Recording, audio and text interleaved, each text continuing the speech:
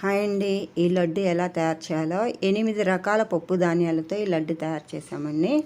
ఇది తిన్నట్లయితే ఆరోగ్యానికి చాలా మంచిది. ముందుగా పొయ్యి మీద ఒక బాండీలు పెట్టుకొని అది హీట్ ఎక్కిన తర్వాత పల్లీలు ఉన్నాయి కదండి, వేరుశనగ పల్లీలు లైట్గా దోరగా వేపుకోవాలి. సిమ్ ఫ్లేమ్లోనే పెట్టుకొని పప్పు ధాన్యాలన్నీ ఫ్రై చేసుకోవాలండి. అది ఫ్రై అయిన తర్వాత నువ్వులు ఫ్రై అయిన తర్వాత గుమ్మడి గింజలు ఫ్రై అయిన తర్వాత పుచ్చకాయ గింజలు ఉంటాయి కదండి, ఆ గింజలు పుచ్చగింజలు, ఈ పుచ్చగింజలు కూడా ఫ్రై అయిన తర్వాత పొద్దుతిరుగు పువ్వు ఉంటుంది, పొద్దుతిరుగు గింజలు, ఇవి కూడా ఫ్రై చేసిన తర్వాత అవిసె గింజలు శరీరానికి చాలా మంచిదండి.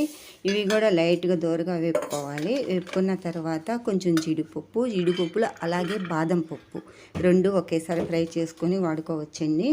ఈ తర్వాత ఇప్పుడు బాండిల్లో కొంచెం నెయ్యి పోసుకొని నెయ్యి వేడెక్కిన తర్వాత బెల్లం ఇలా పొడిగా కొట్టుకున్న దాని తర్వాత కొంచెం నీళ్ళు పోసుకోవాలండి. నీళ్ళు పోసుకున్నట్లయితే త్వరగా బెల్లం కరుగుతుంది. ఈ గంటి పట్టుకొని బబుల్స్ వచ్చే వరకు మనని ఇలా తిప్పుతూ ఉండాలండి. ఇది తిన్నట్లయితే నరాలకి ఎముకలకి చాలా మంచిదండి. ఇలా అయిన తర్వాత మనము ముందుగా ఫ్రై చేసుకునేవన్నీ ఇలాగ మిక్సీ జార్లో వేసుకొని పౌడర్ చేసుకోవాలి. ఆ పౌడర్ని ఈ బెల్లం పాకంలో గంటితో తిప్పుతూ ఉండాలండి. ఒకేసారి వేయకూడదు. వేసినట్లయితే పాకం తక్కువ అవ్వచ్చు, పొడి తక్కువ అవ్వచ్చు. అందుకని కొంచెం వేసుకొని మనం మొత్తం ఇలా కలుపుకోవాలండి.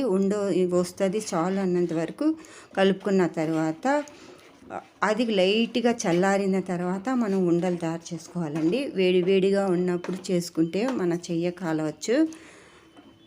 ఇది లైట్గా చల్లారిన తర్వాత ఇలా ముద్దలు చుట్టుకోవాలండి. ఇది ముద్దలు మనం తిన్నట్లయితే నరాలకి ఎముకలకి చాలా మంచిదండి, ఆరోగ్యము.